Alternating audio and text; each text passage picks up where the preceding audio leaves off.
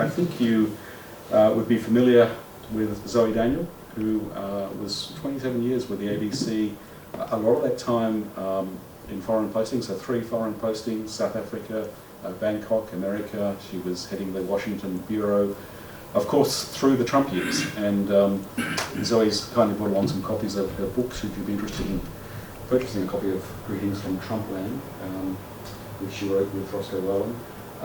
But in that book she explains many things, but really the appeal of Trump, including why it began to dawn on her that Trump had a chance of winning back in 2016, even though experts were saying surely that couldn't happen.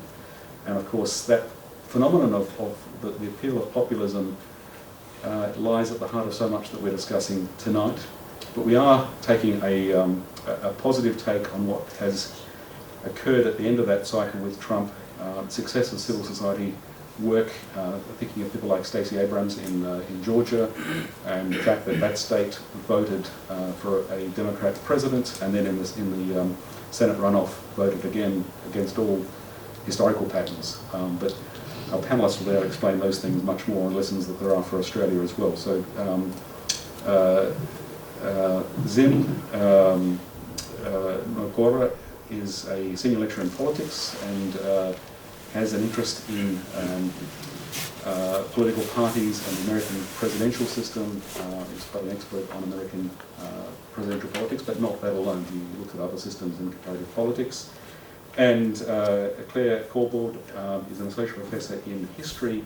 Her position is North American history, and she works a lot on questions of Black history and Black Lives Matter, and has written extensively on that, both looking at it from the point of view as a historian, also at the literature of the Black community.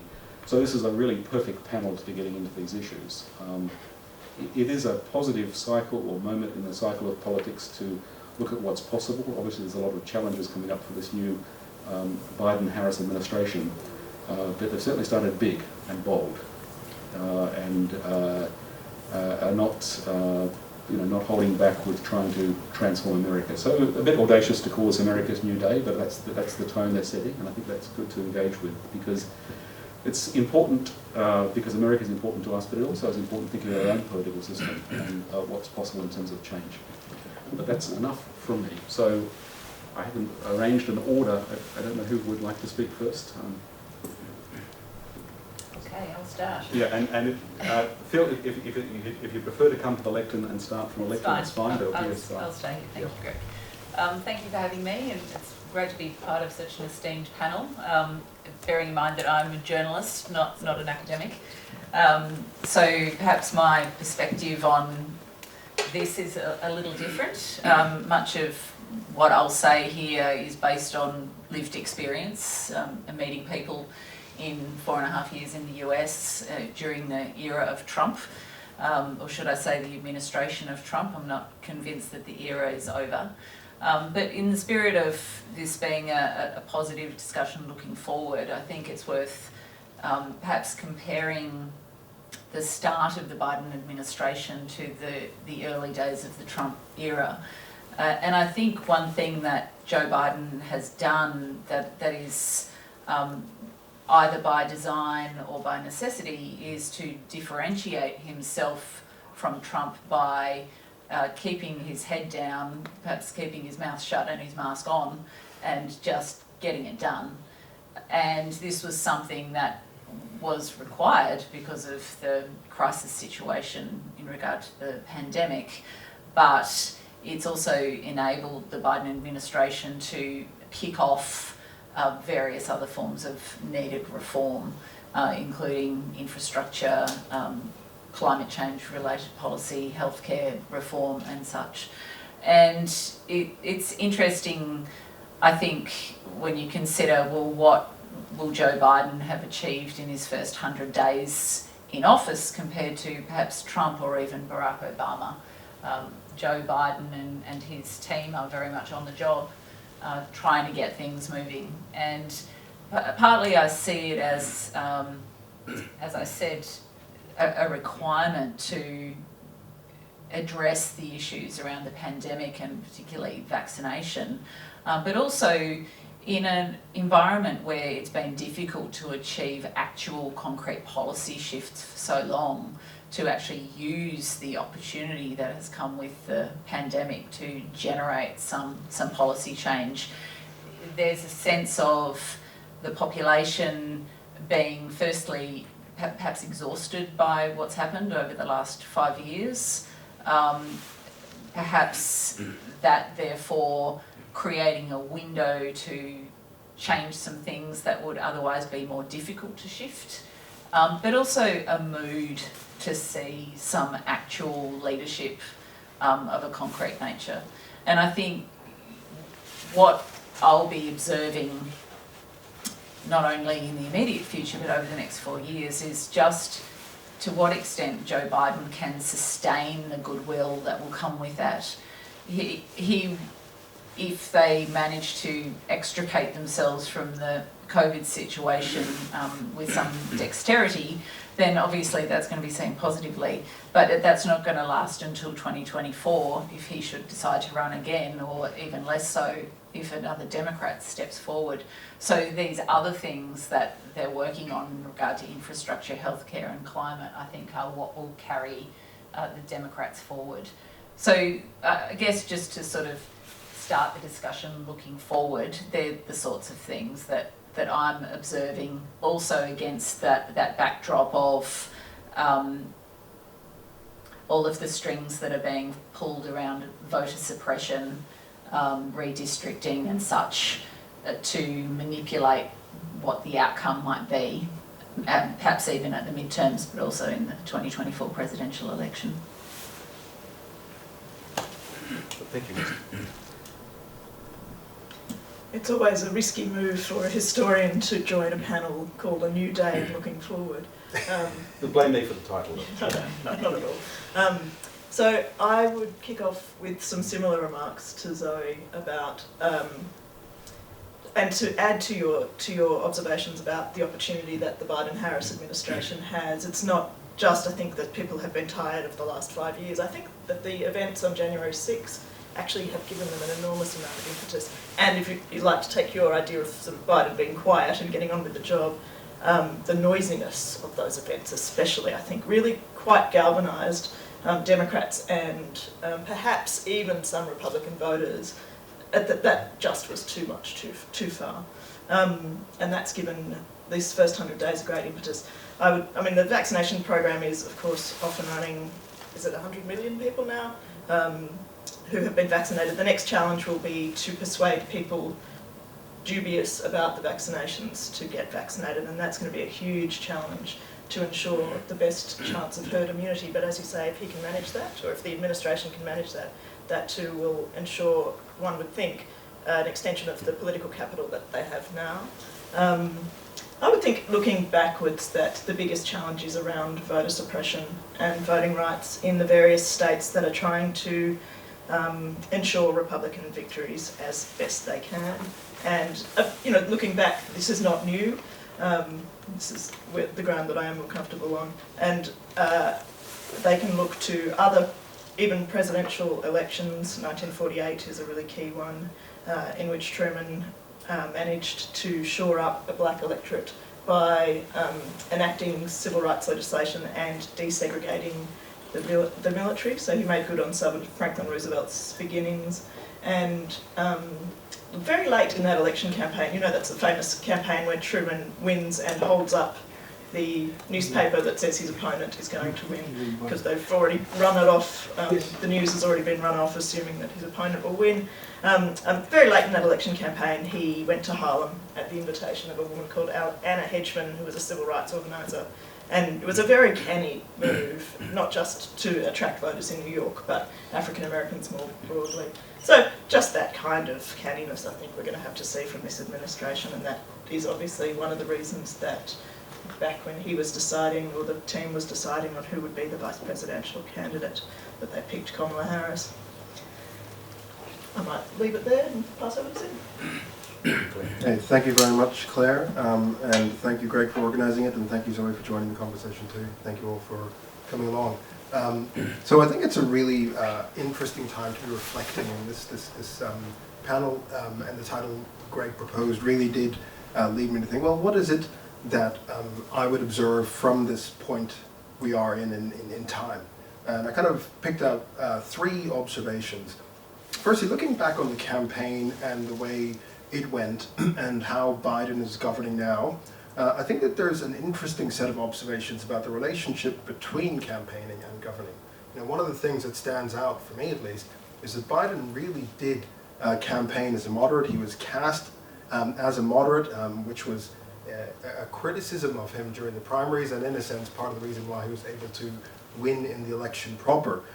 But he's governing in a transformative, active, progressive way, in a way that, you know, puts him in a league with few others at this stage in their presidency. And from my point of view, I think that there's some really interesting comparative lessons here for left-leaning parties. You know, for a long time, the left realized that sotto voce is the way forward, right? You don't always say what you're going to do, you just do it, right, when you get into power. And then it lost that rationale, and it started telling the truth in its campaigns. And we see a really, really good example of this in 2019 Australian election. Bill Shorten lays bare exactly what he's going to do, and the voters kind of go, we're not so keen on this. And his opponents are able to sort of attack him and expose the liabilities of that strategy. Biden has basically taught left-wing parties how to campaign in the current era and then govern in given the need for transformative reforms. You don't always need to promise what you're going to do. So I think that's a really important lesson. Second observation is a number of institutional controversies that have been spawned by the Trump presidency. So I think, although Trump is gone, he's left in his wake a number of massive constitutional and institutional controversies that America is going to have to grapple with in the near term. One is this question of the deep state. So Donald Trump railed against it, and you know, his arguments were fever-pitched and full of conspiratorial language, but he had a point, right? And the point is that there is a big debate about what the executive branch should be doing relative to the president. You know, so it's kind of the executive versus the executive branch a little bit. And that dilemma is not a new one. You know, it's at the heart of the American state and how it's developed over time. But I think it was brought to its head during the Trump presidency, and that's going to play out in interesting ways during the Biden presidency, I think. The second is the Supreme Court. You know, what's going to happen there? That's massively important and also massively contested. So there's going to be an interesting game involving Congress, the president, many players, and I think it's too soon to tell whether the court will look as it does now, right? With 9 justices, it could grow. And I think that depending on how that particular debate is resolved, there is a bigger question of the American constitutional settlement that might be opened up. So I think that the question of the Supreme Court raises a whole host of really fundamental questions about the nature of the American institutional system. And that relates to the final controversy, and that's voting rights. And I think that, you know, there's just many permutations that could play out there that matter immensely. And the final observation I'd like to make is the critical importance of Georgia. Really important in the 2020 election. And I think if we kind of think about what's happening in Georgia over the past sort of few decades, we see a transformation of huge significance to the state, but also to the nation. You know, Georgia, since the 1960s realignment, has basically inched its way into the Democratic column. You know, there were exceptional victories for Carter and Clinton. These were Southerners, right? Apart from that, Georgia has been won by Republicans, but by decreasing margins until 2020, when a Democrat who's not a Southerner wins Georgia. That's important. It's got sort of long-term implications. So it'll be very interesting to see how Georgian politics plays out in the state races and so on. I think sort of, as well as watching Washington, let's watch Georgia, because I think it's a very, very important state for the future of the nation. Okay, I'll stop there. Thank you. Brilliant, that sets us up very nicely. We don't want to spend too much time tonight on Trump, but we can't make sense of where we're going without going back, and I'm conscious of Zoe's really engaging, quite ripping tale, although rather harrowing at times, greetings from Trumpland. You saw Trump coming, but that's because you're out in the Midwest speaking to folk, and you can see that actually there's a fair chance this guy's going to get up. How do we read what's happening now in the context of the damage that has to be undone, and what was achieved last year with civil society? Zim referred to Georgia, and there was a really big victory for civil society there, but it wasn't just Georgia, it was all across the South. And ordinarily, we don't have a double-barrelled name for an administration because the Vice President gets forgotten, but with Kamala Harris, it's really important to have a female Vice President, to have an African American Vice President, an Asian American Vice President. To what extent is this administration now, I mean, it's Harry Truman's back, it's big, it's bold, but to what extent is it really going to engage with the Black Lives Matter issues that were so highlighted in a negative way by the Trump period? Well, I think it's important to consider the fact that as much as Trump was a result of Obama in a way, Biden is a result of Trump. You know, the pendulum is swinging in the way that people respond to who is in power and influencing them. And I think that if you had asked me in February last year, by the way, who was going to win the election, I would have said Trump was walking into a second term, no question. But two things happened last year. One was the pandemic. So for the first time particularly since 2015, he lost control of the narrative. You know, he's so expert at controlling not only the national conversation, but the international conversation to some degree, and he had been able to do that in effect with perfect record throughout his administration. The pandemic was just too big and too fact-based for someone who doesn't consider facts, and rules from the top down, regardless of the fact that he doesn't necessarily have the expertise to do that, doesn't listen to experts, and perhaps renounces the views of experts due to his personality. So for that reason, the pandemic was just something that he couldn't deal with. So that's the first thing that's on the table. And the second, of course, is the Black Lives Matter protests that happened early last year. And part of me says that although we have seen this constant rise and fall of those kinds of protests happening in the US, not only in recent history but over the last few decades, that Donald Trump, although he, in my mind, enabled racism and particularly an undercurrent of white supremacy that was pre-existing but was able to come forward under Trump, he also enabled or encouraged an increased focus and an actual opening up of a conversation about racism in the United States and also sexism. The Me Too movement, maybe it would have happened anyway, but in my mind it achieved far greater prominence because there was a person in the White House who is kind of a self-declared misogynist, really.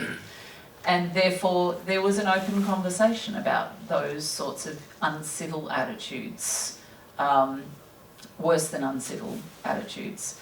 So, you know, with all of that in mind, we passed through 2020 with the spectre of the pandemic, rolling race-based protests, in effect, and also the president seeding doubt throughout the year about the validity of the democratic process and whether the result of the election would be valid, which was, to me, sort of the perfect ending of the circle of the Trump administration, given that much of the administration was based on misinformation and manipulation, and therefore he deliberately seeded that throughout the last year of his presidency so that, of course, once he got to the election and he lost, he could say, well, I told you that was going to happen. And one thing that was particularly emblematic of the sort of success of his misinformation strategy for me was the fact that when he was diagnosed with COVID, half the population didn't believe that he actually had it, even when he said that he had it. Because that became a conversation about, well, maybe it's not true, maybe he's using that as an election tactic. And so doubt is now so entrenched in everything. But then despite that, we come to the end of 2020.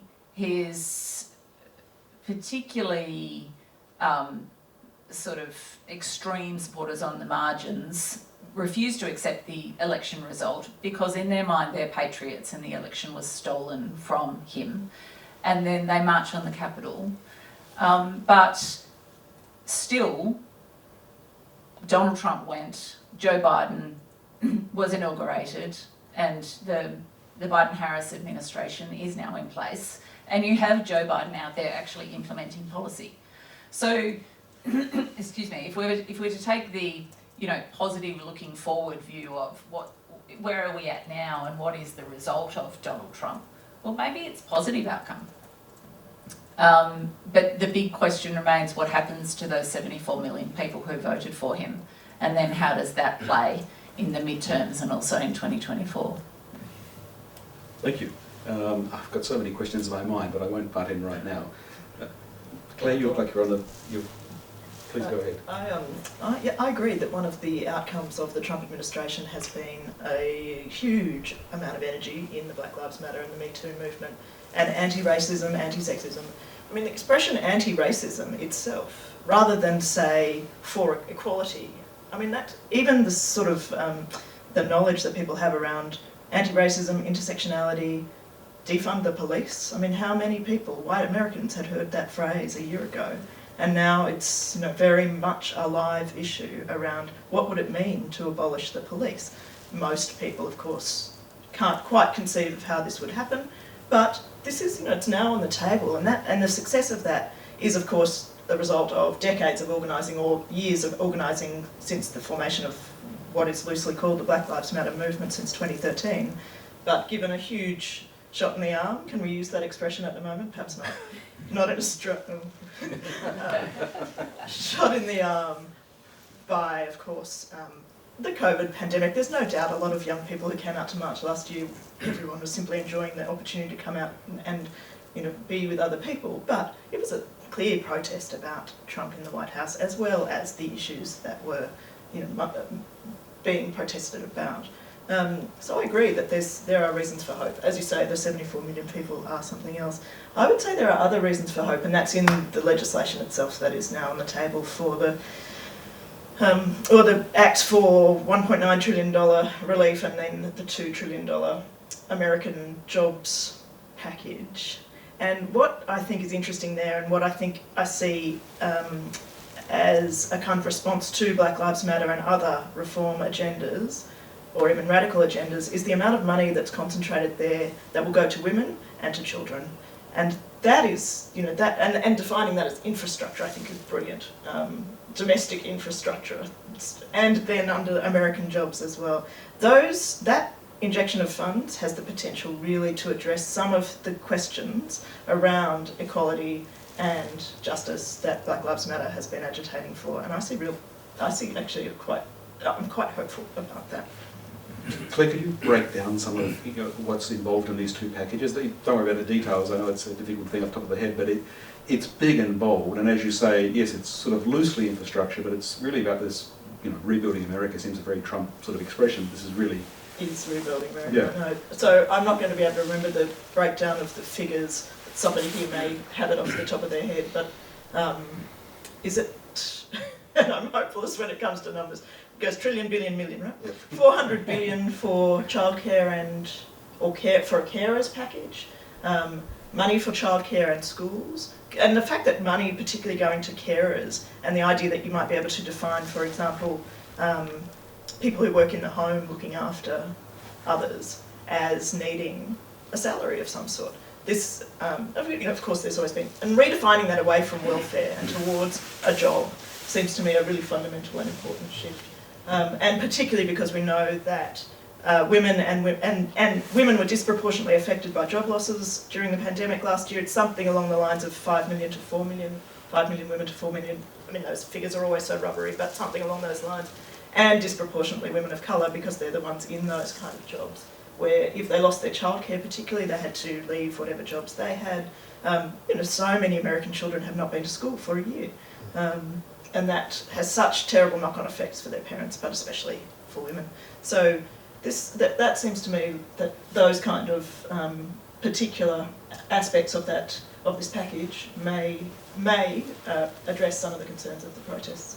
Yeah, it's more than I don't know, more than we imagined was going to happen, more than I imagined was going to happen. It's bigger and bolder. I mean, we've gone in Australia from saying, "Thank heavens we're not like American politics," to saying, "Why can't we be more like that?" It's a very quick transition. Who would have thought we'd pivot so Are quickly? you confident that they had this, in your remarks you said they didn't tell us in the campaign cleverly, and was it maybe it was you? Sorry, Sim. But now they've done it. Do you think that he was planning such a huge, I mean it's a huge amount of money. Do you think he was planning capital works like this, or sorry, investment like this? I suppose I don't know for sure, but my suspicion is the answer is yes. I say that because of his experience in the Obama administration.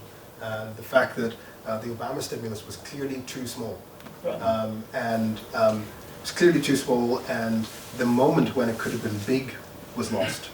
And that experience, I imagine, conditions someone like Biden, who was at the heart of that debate, quite a lot. Yeah, right.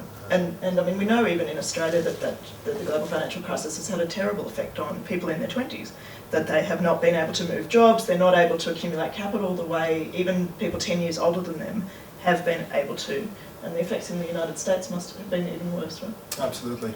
Can I just add a second point on the difference between the Obama stimulus and the Biden stimulus? And that's where it was targeted. So it's not only the Obama stimulus was a lot smaller, but it was also kind of targeted mainly at Wall Street rather than these progressive causes that you and Zoe both mentioned. So there's a completely different sense of who's benefiting from the money. Yes. And I think that matters a great deal as well as the sort of size of it.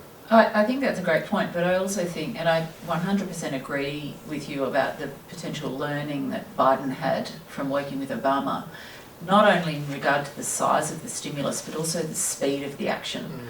There was a lot of dithering in the first term of the Obama administration where they actually had power to do stuff. And then, of course, by the time they got around to actually thinking maybe we can do things, then they no longer had control of Congress. So then things became very difficult and it was all defined by obstruction. So I see that there was a learning there for Joe Biden. And I also think that the parallel that you made with Australian politics and whether, if you're a progressive party, you should put your cards on the table is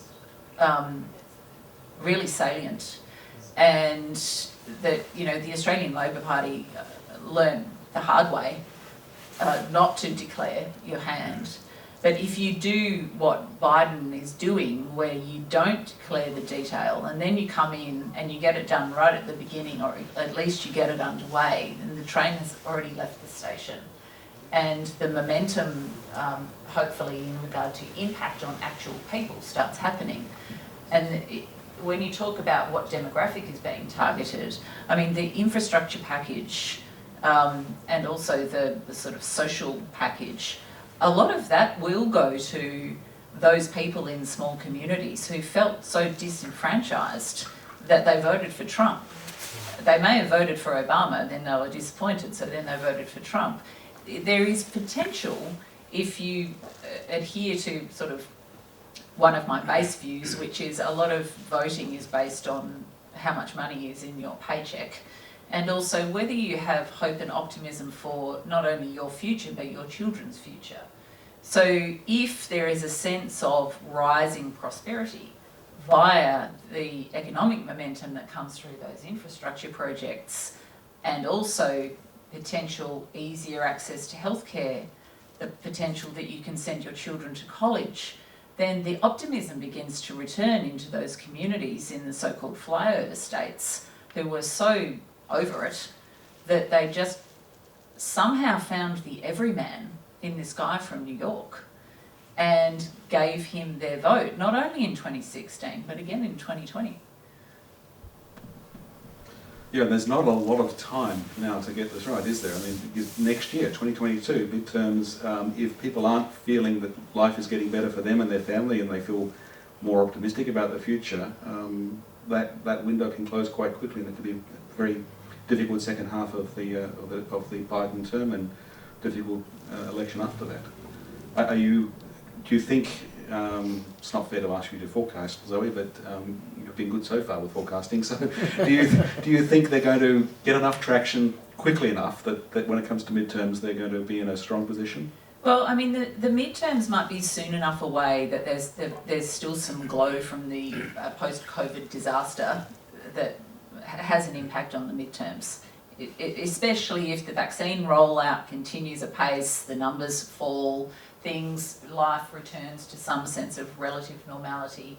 If they can get some of this infrastructure development moving so that there is a visible action happening, then perhaps it does impact on the way that people vote in the midterms. But the midterms for me are far harder to read than the presidential election, because people vote on local candidates, local issues. There's a lot of sort of moving demographics in very individual locations. It's much harder to see a trend. I mean, I remember when we were covering the 2018 midterms, and there was this sort of prediction of a blue wave, and in the end you saw a lot of female candidates, for example, coming in the 2018 midterms, but partly as a result of Me Too and Trump and all those things.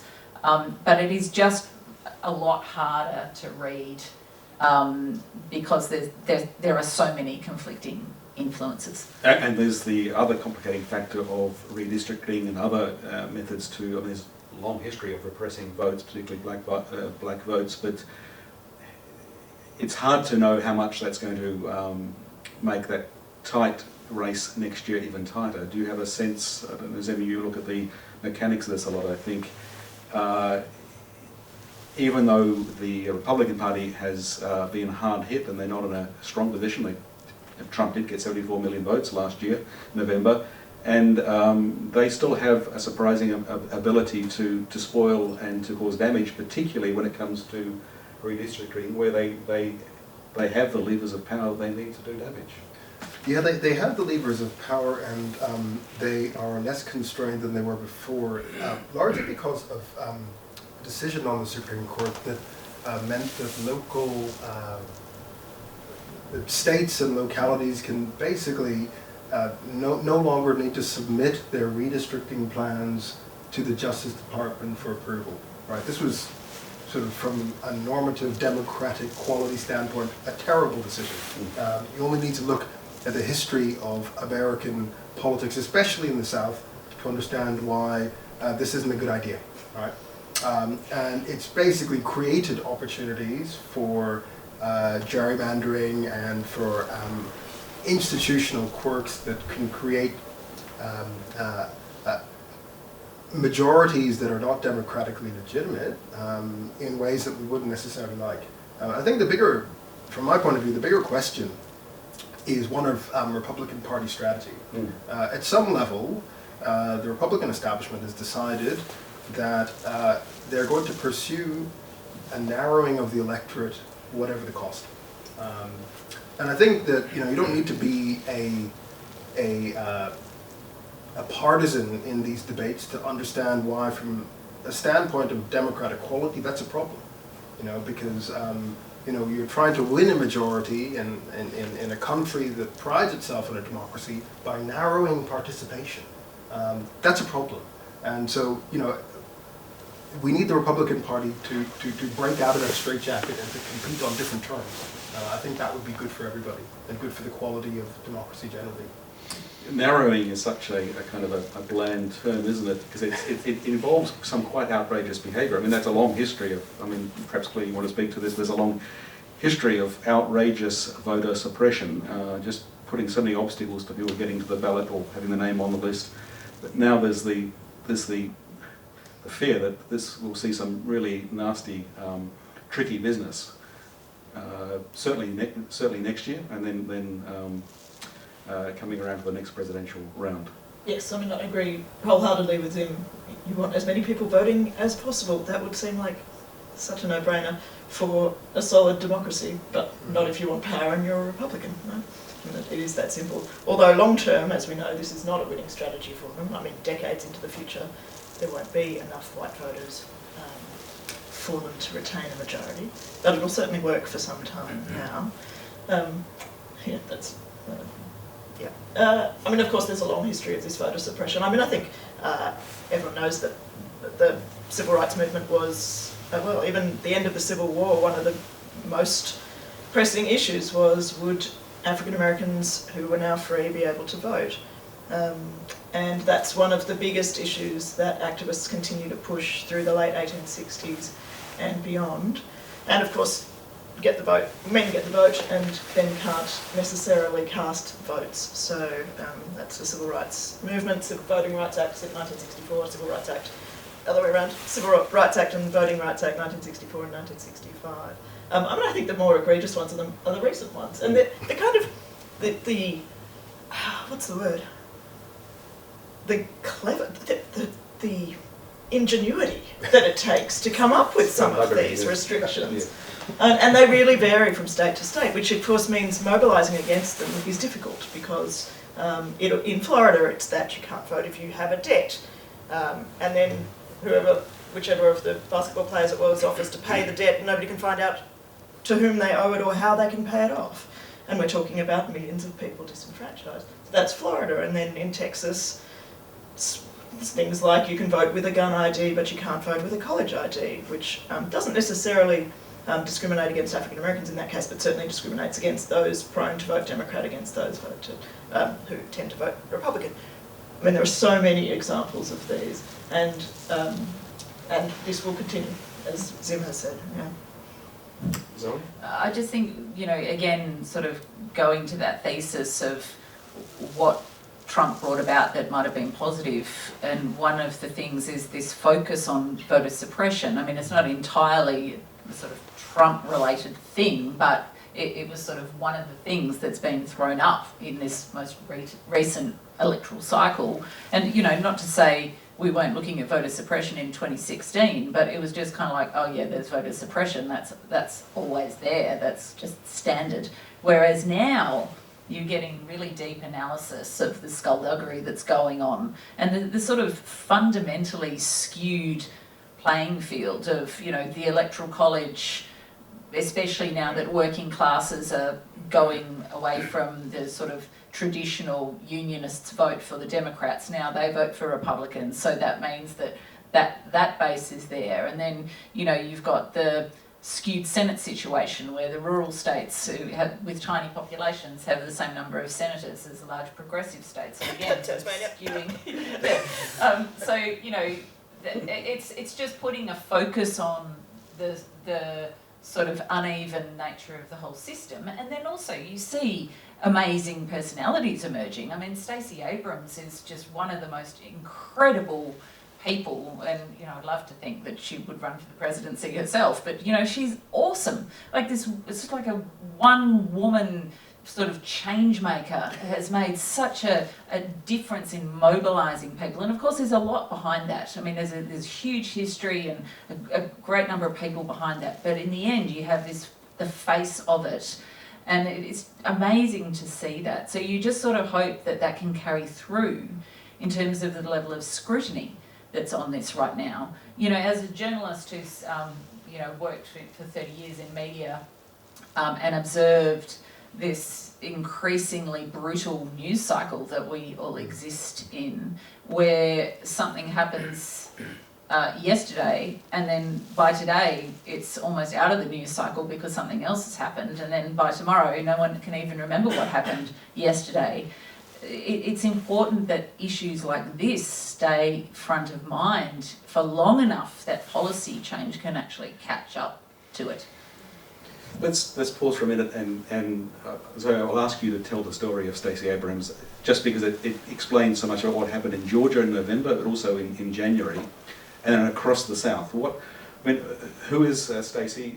Why did she do what she did, and what is it she achieved? What was done by particularly women of colour across the American South? And Claire and Zim, please chime in as well. I'd prefer to hear Zim's take on it. I mean, how would you frame Stacey? Because, I've been sort of watching her since she ran for governor, and, she was kind of this person who, in my mind, as a foreign correspondent who was working in DC, she kind of came out of nowhere a bit. We weren't aware of her because she was working in that sort of state level system, and then she ran for governor, and then suddenly there was this woman, this dynamo, who was everywhere. She didn't stop, right? She didn't make governor, but she didn't give up. That's right, and that's, to me, that actually says more about her than if she had won the governorship.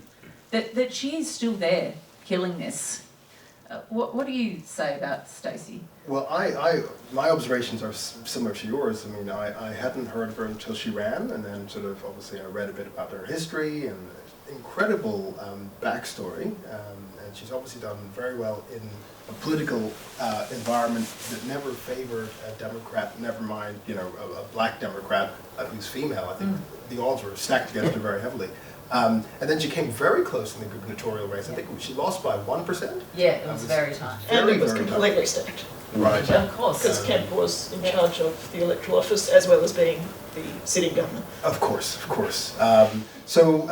Very close, and obviously that was a platform for her to, if not enter government, but to really explode nationally. So I think the big question is what happens next for her.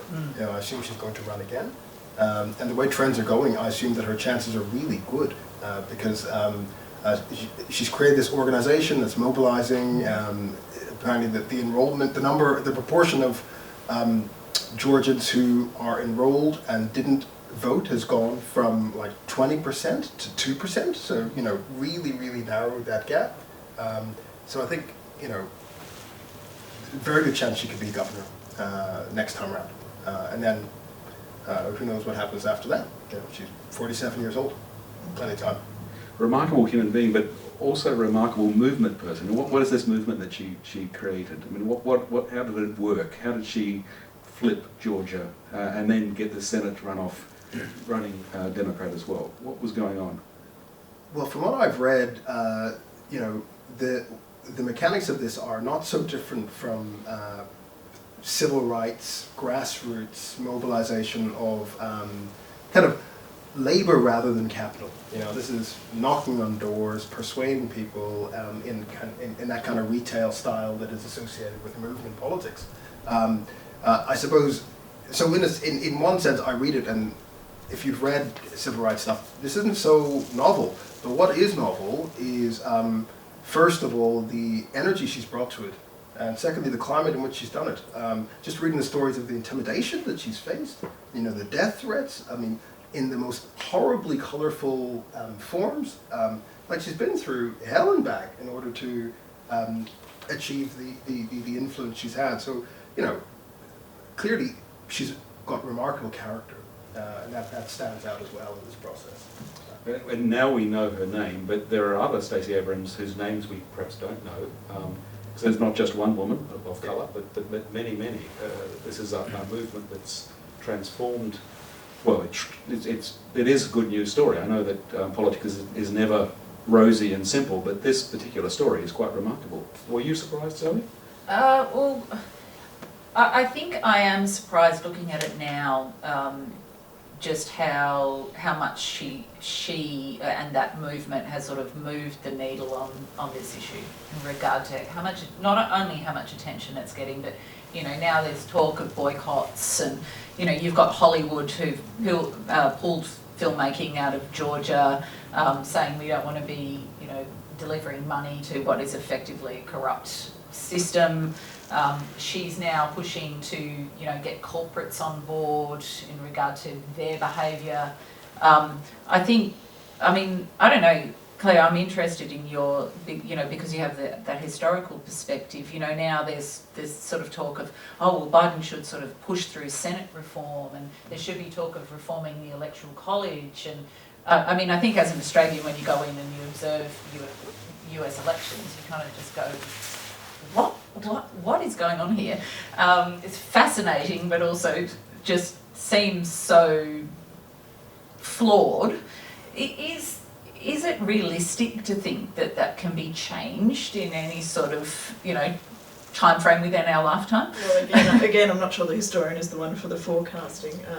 I can just tell you that the Electoral College started corrupt and is still corrupt. I mean, it's a miracle. It is. What Abrams achieved and her organisation achieved in Georgia is, you know, we've all said it already, but just to underscore, really quite astonishing. And to do it in January, I think, when, really nobody gave them a chance when it was clear there was going to be a runoff election. And it was that door knocking, it's that grassroots organising and the enrolling of more people to vote and then actually getting them to vote. So you know, you don't have to be on Twitter long to see a smug Australian say they should all just vote. That will fix everything, and it would go quite a long way. What they've done is that, you know, if you say, okay, the Republican modus operandi is to put barriers up to people voting, and then in this case, the Democrats in Georgia have gone, okay, we're going to take those barriers away. Yeah. So we are going to get people enrolled, and we are going to get them to the vote, and we are going to make sure that their vote is lodged. Again, against sometimes really nefarious new laws. There are some now, you know, you can't help someone get to the polling station. Because that will, if you've ever been sort of associated with a political party, you now can't drive them to a polling station because it's undue influence. All of those sort of things that, yeah, so more barriers, and to achieve that in Georgia. But you know, again, about visibility and thinking of those midterms. This, I mean, again, I'm hopeful that this is achievable elsewhere too. Well, if you consider that, you know, going back to one of our original points about Harris, you know, she is there because of Trump, in effect, who beat Hillary Clinton, who would have been the first female president of the US, and then conducted his administration in a particular way, which created a increasing focus on sexism and racism. And then one of the end results of that, which is a very substantive result, is that you have a woman of colour as vice president. So that is a huge step forward. So tempting to come back to Australian politics, but we'll do that perhaps a bit later, because there are certainly lessons for us here. And I don't know, a couple of years ago, Australian politics seemed so far away from these issues, but it doesn't seem so far away right now. I'm going to put it to the floor for questions. First, we've got half a dozen questions queued up in Zoom land, but in the room here, I'm sure that there are questions. Andrew? Yeah. It's good to get it on mic since we've got it recorded. I'm always wary of these microphones. I feel like a Pentecostal preacher ready to... Well, you're studying Pentecostal preachers, That's so preach it, Andrew. Thank you. That was so enlightening, and I appreciate all your insights. I wanted to ask a question about Sleepy Joe, and I watched an amazing documentary the other day on ABC TV about the women's lib movement in the early 70s, Brazen Hussies. And the thing that struck me was that how Gough Whitlam was such an ally of progressive causes, and in some ways a kind of unlikely figure of progressive causes, and his transformation profoundly changed Australian society. Joe seems similar in some ways, and I guess to what extent is he perhaps has the capacity to be this progressive figure, and if so, why is that?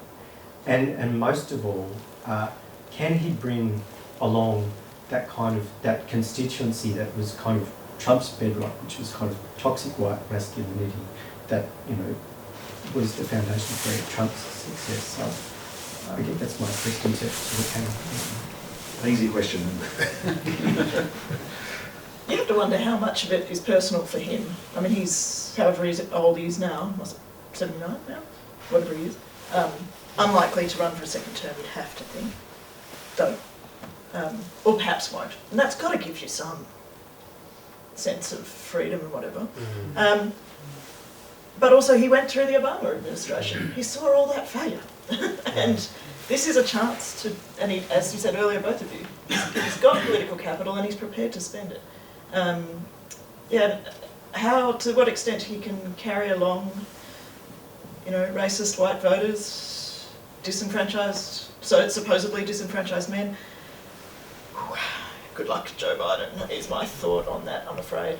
And look, there were rallies planned for last weekend that completely fizzled, right-wing rallies that were going to be the next sort of January 6th. I got that date right, it's the 6th. And completely fizzled. And every report I read said all of this has gone underground. It's all been pushed underground. They're afraid now of prosecution, so that it's all been pushed underground. I didn't see any good reporting on where underground or what these people are up to at this point. I assume they meant chat rooms online, but I didn't perhaps delve deeply enough, but I didn't see reporting that went any further. So whether it has gone underground or whether it is dissipating, that's another question. And to go to Zoe's earlier point about, I mean, $2,000 in the pocket might go away to drawing people's affection towards Joe Biden, or at least they might be feeling a little less distant from Washington. I think that if he's going to get them back from the fringe, he has to engage with them. And this seems to be something I've been talking a lot about lately, this lack of capacity across the world of people with opposing views to actually talk to each other about anything in any reasonable way, and the way people are combative on social media but also then don't really interact with each other face to face either, and can't have a reasonable conversation if they're on opposite sides of politics. And I think that's a problem for Biden, in that he can't ignore those people who are increasingly fringe. You know, perhaps we're watching Fox News and now watching Newsmax and OANN and, you know, existing in the bowels of Reddit and other worse places. Until you actually draw them out and engage with them and have that conversation about what their hopes, dreams, concerns are, you won't actually go forward in any substantive way, in my mind. However, I do think that the way to their hearts is possibly through money. And I don't mean that in a sort of seedy way. Prosperity, you know, a sense of being cared about and engaged with and listened to and not ignored by, you know, the establishment. And Joe's the establishment. You know, he's been around in politics for a long time, but I actually do think Joe Biden is a genuinely nice man. And that was kind of a fault, sort of held up as a fault. You know, he was kind of like, ugh, nice guy, slow Joe, and Trump's latest nickname for him, it's not Puritan Joe, but it's something like that. Saintly Joe is Trump's latest insulting nickname for Biden. But, you know, that's actually potentially a compliment. But if, you know, if Biden can become more than the gaff-prone guy who was a sidekick to Obama with really cool sunglasses, and actually deliver things and engage with people, and if it's only a one-term presidency, and he said it would be, and then he kind of said, oh, maybe I'll run again, but maybe that's just to keep people on the hook. But I do think that if you're only going to be there for one term, then you are liberated to just do stuff, because you don't have to worry about being re-elected. And worrying about being re-elected, I think, is one of the biggest problems in politics around the world, and we experience it here too. As soon as you win the election, you only care about winning the next one. I'll just chip in a little bit. I completely agree with the comments from Claire and Zoe. I think that Joe Biden is kind of blessed with the disposition that is kind of rare these days as a politician who actually wants to engage with his or her opponents, you know, rather than just dismiss them or be critical without kind of that engaging posture. So I think that's actually really good disposition for the moment we're in. It sort of chimes with what we need. The one thing I'd add, just kind of beyond what's been said so far, is as well as sort of managing the opposition, Joe Biden needs to think about his own coalition, which I think, you know, one of the effects of Donald Trump on the Democratic Party was a huge amount of rallying, made coherence very easy, brought unity in a way that was at some level, I think, artificial, because they could all unite on Donald Trump. And this is a party that traditionally is hung together. You know, they don't actually agree on a huge amount apart from who the kind of political enemy is. And I think the points of potential fracture are quite significant. You know, we've had this conversation about race, for example, and on race, you know, most Democrats would describe themselves as progressive, but let's, you know, when push comes to shove, and we have a really pointy issue like, for example, reparations, that coalition is going to split. You know, that's a massively controversial issue within the Democratic coalition. And you think about on economic policy, okay, Joe Biden's got his $1.9 trillion stimulus through, but what about the next package? I mean, there are plenty of moderate Democrats who actually do care about deficits, budgets, inflation. You know, these traditional mantras of moderate economics, And I think they're not gonna be happy if Joe Biden entirely dismisses all of that. So I think even though Joe Biden, let's assume he wants to be a one-term president, he also probably wants to ensure that his administration doesn't pass a completely broken coalition to whoever's likely to inherit it, whatever titular leader of the Democratic Party selects at that point. So I think coalition management is going to be very challenging for Joe Biden, particularly as Zoe pointed out, after this COVID period, right? Whatever follows, the Biden administration is going to have to deal with politics in normal times, and I think coalition management is going to be part of the challenge he faces. Yeah, I don't envy him his position. We've got a question over here, a couple of questions over here, 3 questions, and we've got 6 queued up on in. Thanks. We've certainly seen the difference in domestic policy between the two administrations, but it seems that on foreign affairs there's both continuity and also change. So that on climate change, climate threats and not insulting your allies, there's definitely been a change. But on hotspots like Afghanistan or China, there seems to be more continuity. And I think this really matters to a lot of people in the world. What's your take on this? I'd only say briefly, I mean, I agree with your sort of broad comment that obviously Biden's pulled back the rhetoric and he's just not that person. So, and he needs to build bridges back with Europe, particularly after Trump's very combative relationship with European leaders. But in a way, I feel that Trump, he did some hard work for the Democrats when it came to dealing with China and pulling America back out of international conflicts. That latter one is something that's particularly domestically unpopular. So it kind of, again, talking about Biden having a sort of window of opportunity to change things, well, that was an obvious one. You know, the sentiment was all in favour of Trump's policy on pulling out of world wars. So Biden's then been able to implement that. And then just from conversations that I've had with people across the US, and I'm talking about people in business and farmers and such who've been impacted by the Chinese trade situation, there's a lot of support for Trump's policies on toughening up the relationship with China, particularly economically, even though a lot of farmers saw their profits fall because of the tit-for-tat tariff situation. They saw it to a degree as a sort of short-term pain for long-term gain. So in that sense, I think, Biden can take some ground there. But I also think that then that also leads to a sort of another question about how Biden engages with the Chinese, because there's also an opportunity to go, well, I'm not Trump. I agree with some of the things that he's done, but let's have a conversation, particularly about climate policy. There's an obvious synergy between two superpowers on that Biden could really take advantage of, and I hope he does.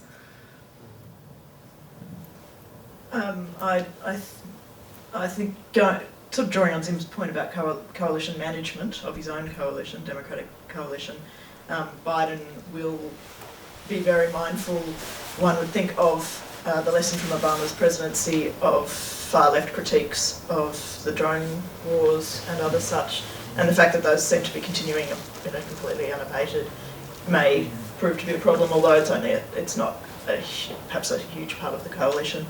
And I think on the climate thing, there are some interesting aspects in this infrastructure plan again, and that might go to answering Andrew's question as well, which is to frame all of that around job creation. And that, if he pulls that off, that would be good for the world and the future, wouldn't it?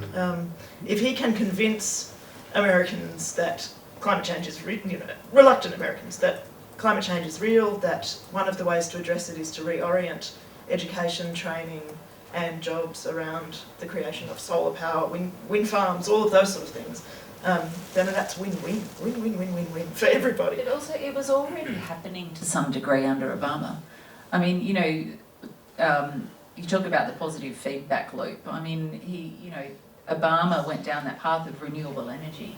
And you go out to West Virginia, where obviously there's been huge dislocation because of closure of coal mines. But there are wind towers everywhere. There are solar panels everywhere. There are businesses springing up where young people are, doing degrees in solar energy and technology, and those businesses are developing. So in a way, it was the dumbest thing ever to roll that back, because it was already taking off on its own for economic reasons because of that positive feedback loop. So if you can just kickstart that again. So I'm kind of optimistic on the climate front as well. I think it's great for the climate that there's been a change of administration. It's not going to hurt. One area that does make me think a lot is the relationship between China and the United States. I kind of teach and research on domestic political institutions. I'm not a foreign policy person, but this strikes me as being a really, really naughty area for the Biden administration. And it's naughty because A, it's really important, but B, it's also very different from the Cold War, which is the era in which Biden's political socialization occurred. And I don't know how he sees the relationship between the two, but from my point of view, I see a situation with China that is remarkably different, because the United States and China are so intertwined in ways that the Soviet Union and the United States were not. And the combination of conflict and cooperation and the risks that brings, and the need to constantly engage on a wide variety of issues, including climate change, but also so many other things, and to do so in a way that avoids hostility. I think this is, in geostrategic terms, the great political dilemma that will unfold, during the Biden presidency. How will that relationship look? Obviously, it's got huge implications for Australia as well. But I really do think a lot about that, and I wonder how that game is going to unfold, because it's the one that will shape the world. And there's been few presidents who have spent as much time thinking about foreign policy as Joe Biden. There's another couple of questions out here. Yes, please.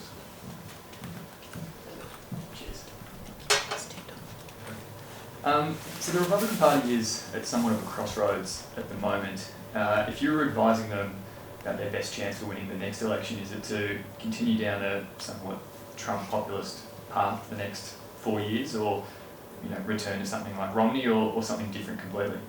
What gives them the best chance of actually returning to power? They're certainly trying something different, so that works.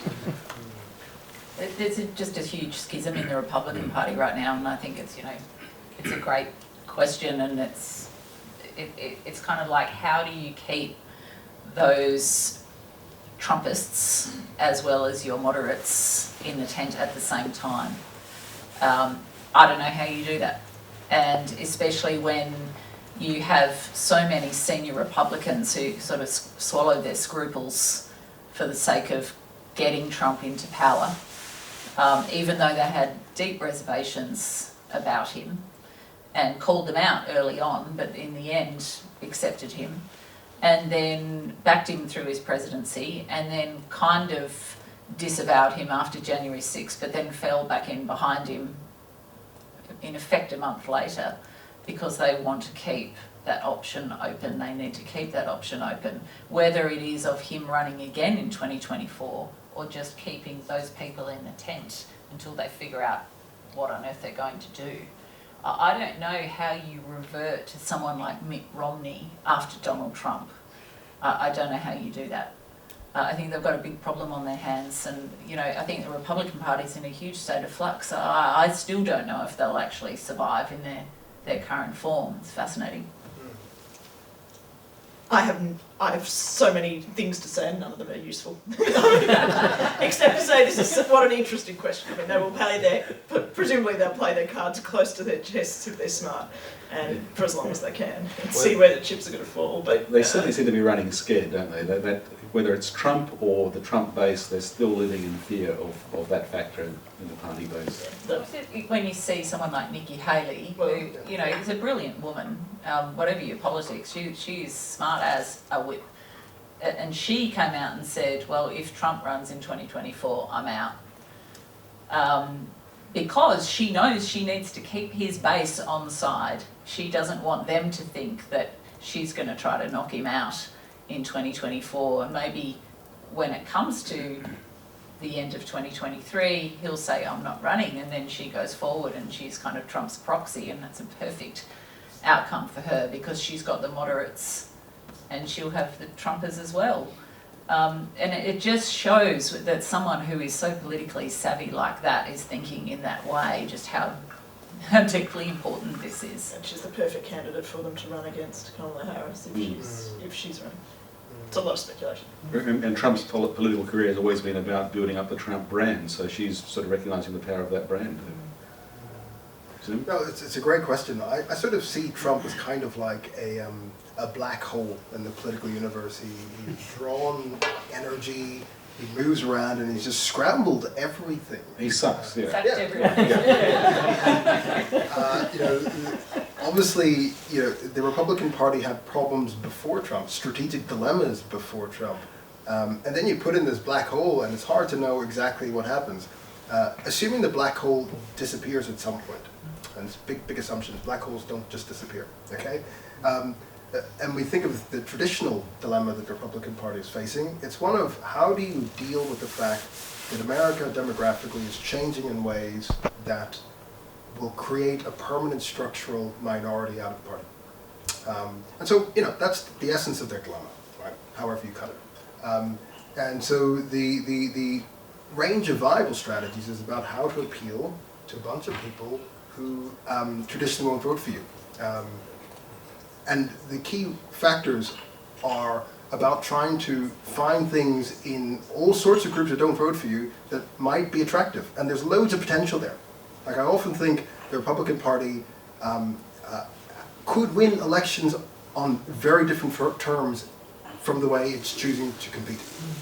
You know, because there are many, for example, African Americans who are deeply religious, who have cultural affinities with many mainstream Republicans, who are completely untapped by that party. So there's huge potential for the party to compete on different terms if it could just reorient itself in that way.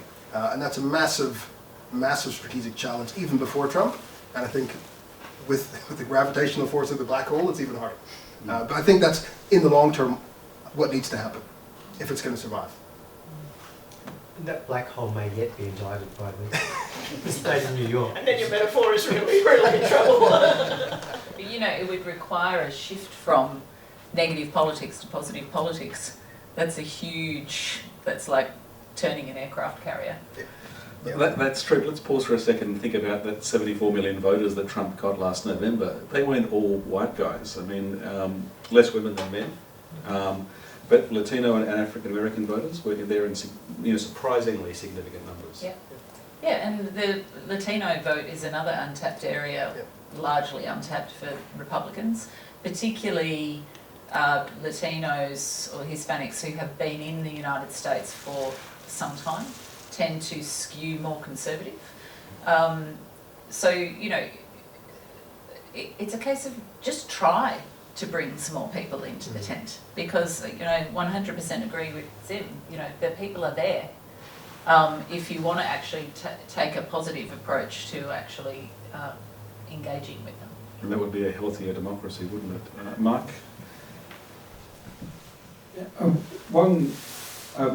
One group of supporters for Trump, which you recognise, is of course those who believe in conspiracy theories, which used to be regarded as a fringe but then become more of a potent force in recent times.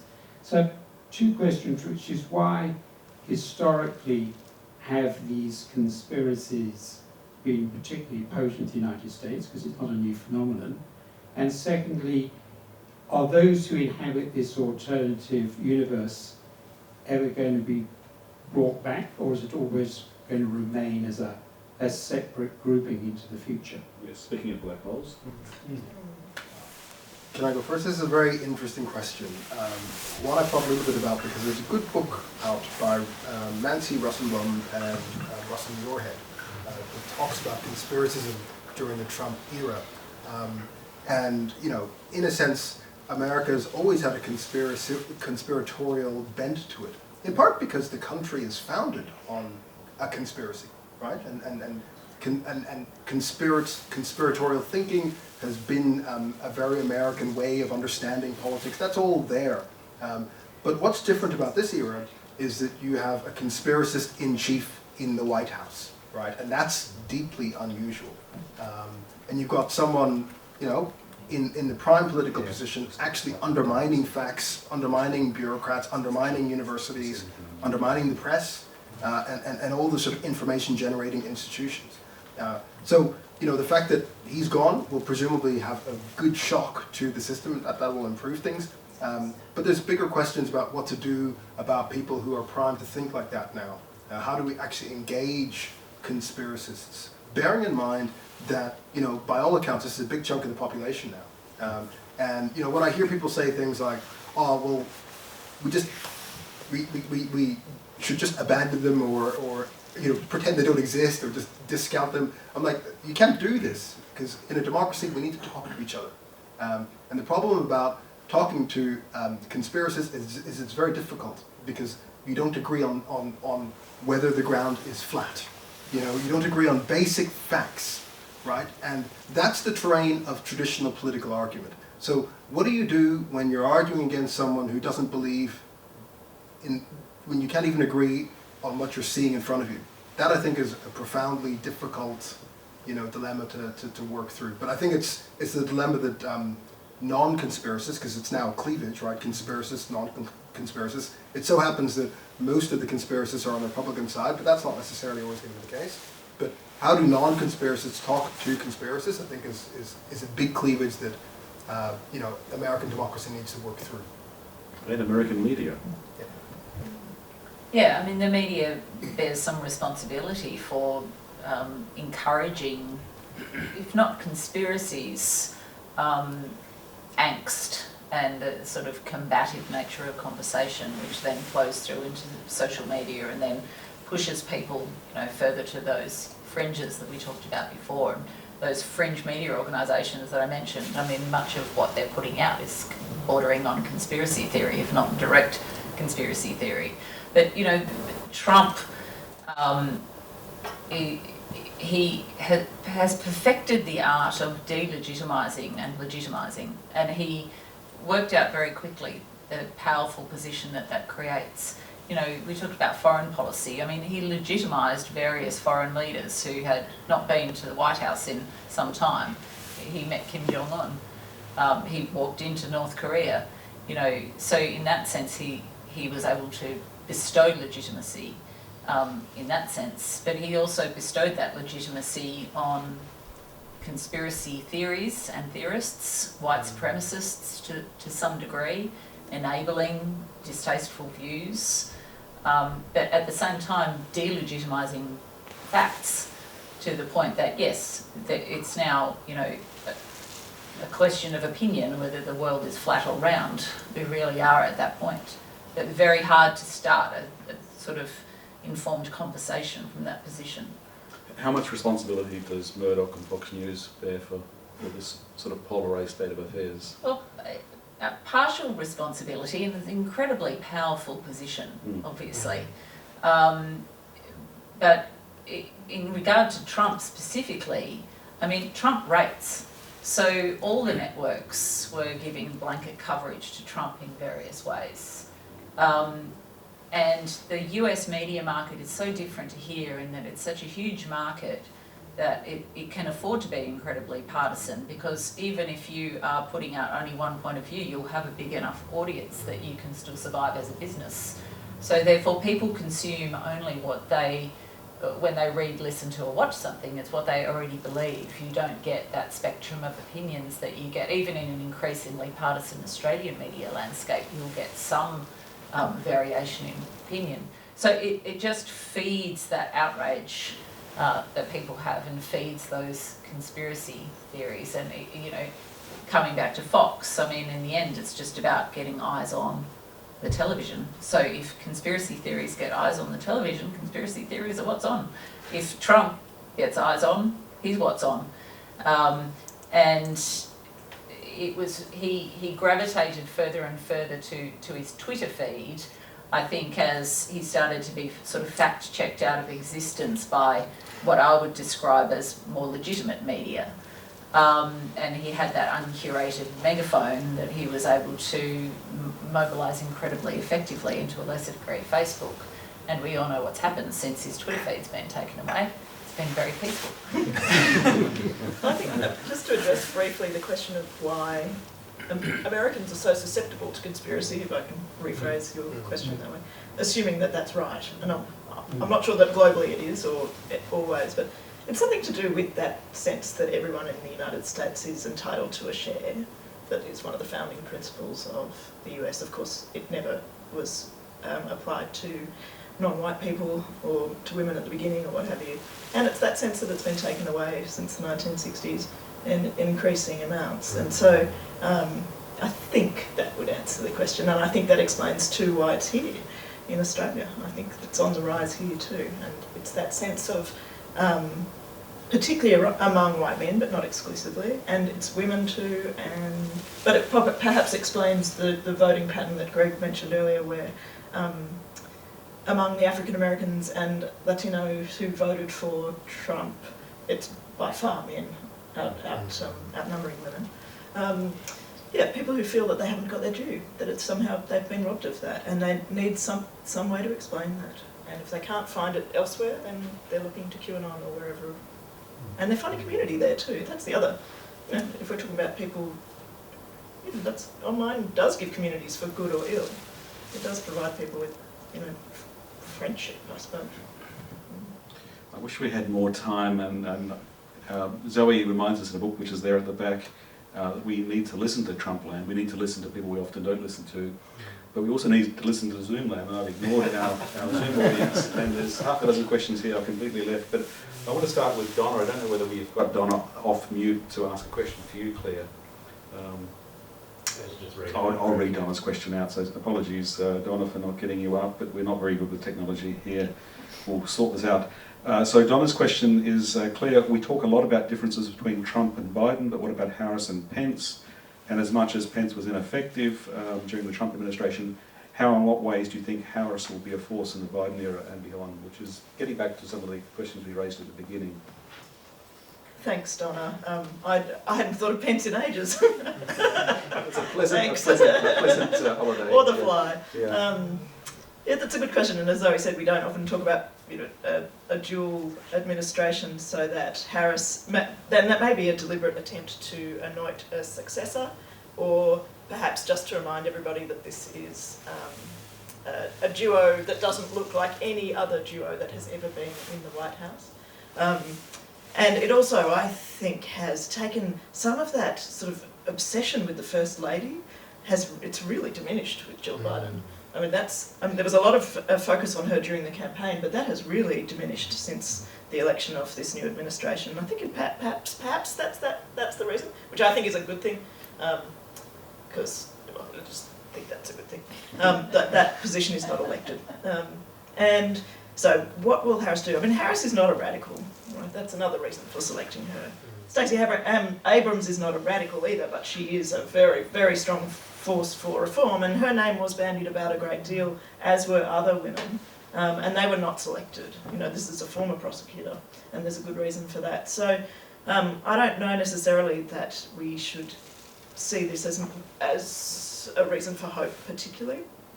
And beyond that, actually I have to admit, I'm entirely sure what Harris is up to.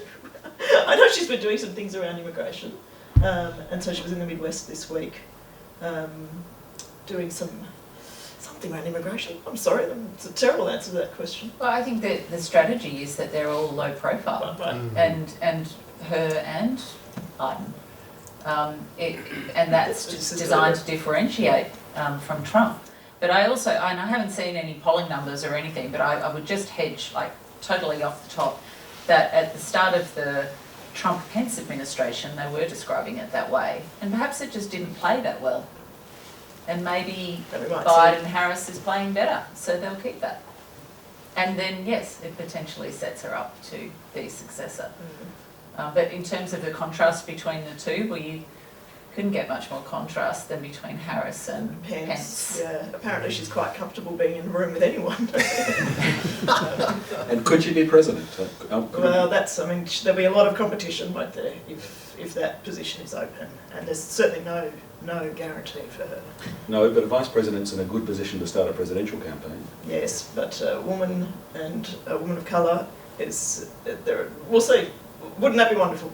Yeah. But we saw what happened to Hillary Clinton. It was a toxic campaign, Yeah. for many reasons. One, because it was a perfect storm of Trump and Hillary has a lot of backstory that people really dislike that's about Hillary, not necessarily about her being female. But Trump, when he senses weakness, he sticks the knife in it, and he definitely utilised the fact that she was a woman against her during that campaign. Yeah. And I think many Americans are kind of scarred by that. Maybe they're not quite ready to try again. But having the female vice president is, certainly a step towards it. So if not in 2024, I think soon for the right woman. Well, I think I'm pretty optimistic about her chances in 2024. I think that actually Clinton's chances were really good in 2008, and a little less good 8 years later. But if I were to sort of assess probabilities, I'd say that Kamala Harris at this point in time, given the way the history is looking, given the fact that she's a vice president in an administration that's active, transformative, polling well, I could almost say that she's probably more like, this is the best chance for a woman president in history, would be my sort of wager. So I think I'm quite optimistic that A, she'd win in a Democratic primary contest, and B, that in an election against a Republican Party that has all sorts of problems, she'd come through. So, look, there are many reasons to be cautious, but I'm actually very hopeful about her odds if she decides to run. So much depends on how they go the next couple of years, isn't it? And as you say, Zoe, economics. I mean, if they give people a sense of optimism, are you optimistic about America's future? I am. I think it's a very resilient place, and I think that despite everything, democracy was really tested, and it came through. And we talked about what the positives are of the sort of post-Trump era. Part of me says that having something happen like what happened on January 6th that really exposed the fragility of the system is a good thing, because it makes people actually think, oh, this is not just automatic. We have to actually protect this if we want to keep this. And having worked in a lot of developing countries and been in conflict and natural disasters where I've seen law and order, for example, break down very quickly, I've had a sense for a long time that the constructs that we have in our society that we rely on and assume are there to protect us and will always do so are actually quite flimsy. And you push on them, they often fall over quite easily. But in this case, in spite of everything, and then it sort of coming to that climax on the 6th of January, Trump left, Biden came in, and here we are with an actual policy program, as I said at the beginning. So that's a kind of good place to be.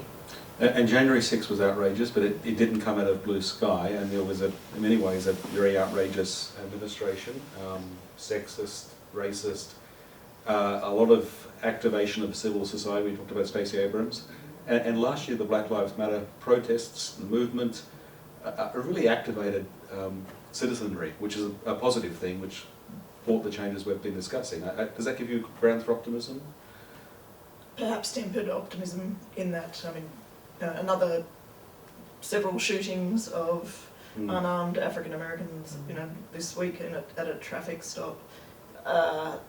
Just the same, and Biden's very lame comment that, where he said violence was not something he would ever condone. Please don't loot, which seemed a little tone deaf, to say the least.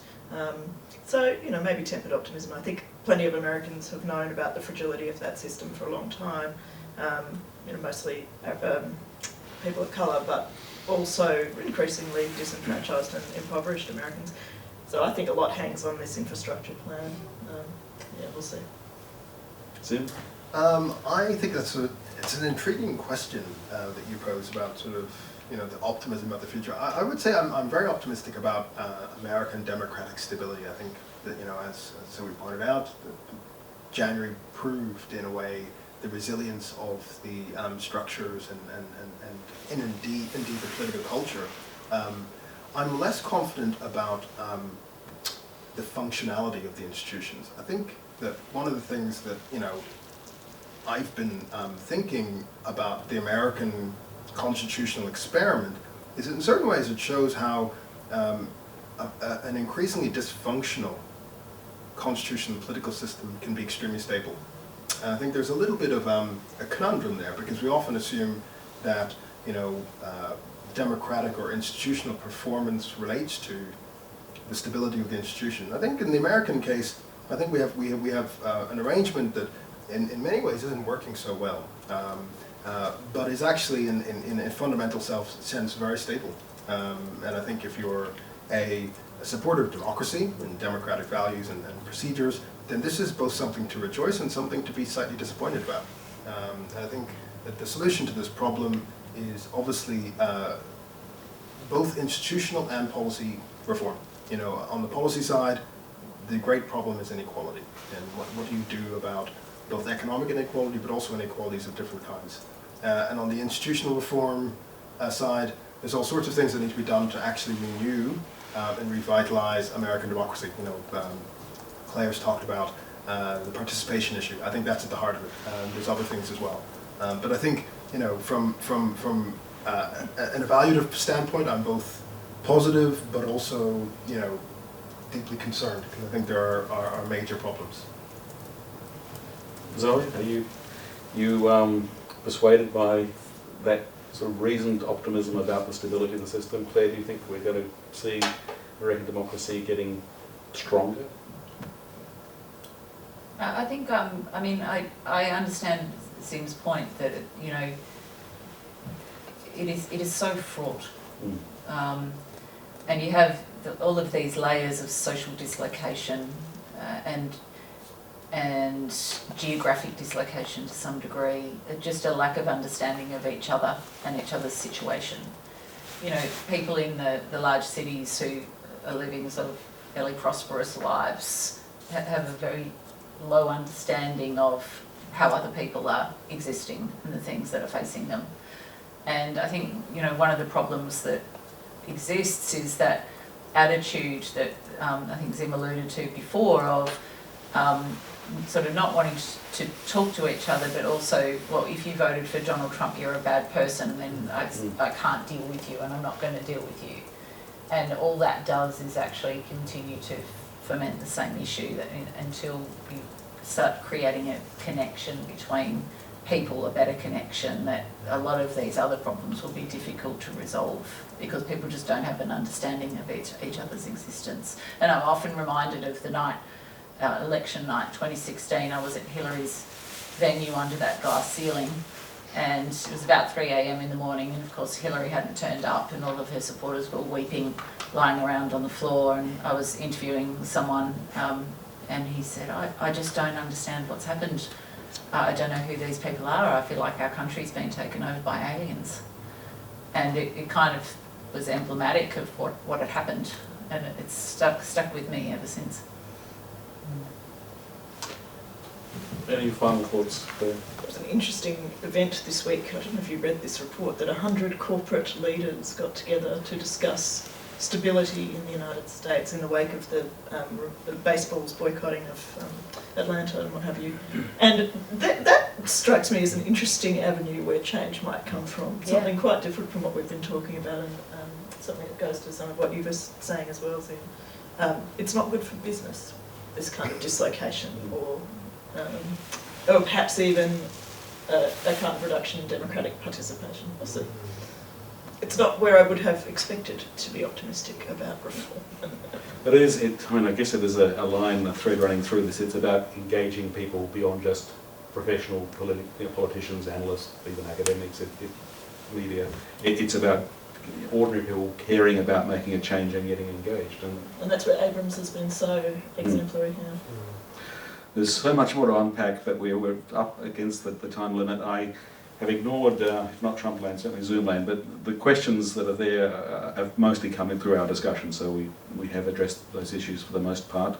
I wish we had more time, but it's the reason we wish we had more time is because it's been such a good discussion and such a good panel. So thank you very much, Zoe and Claire and Zim. Please join me in thanking our panel.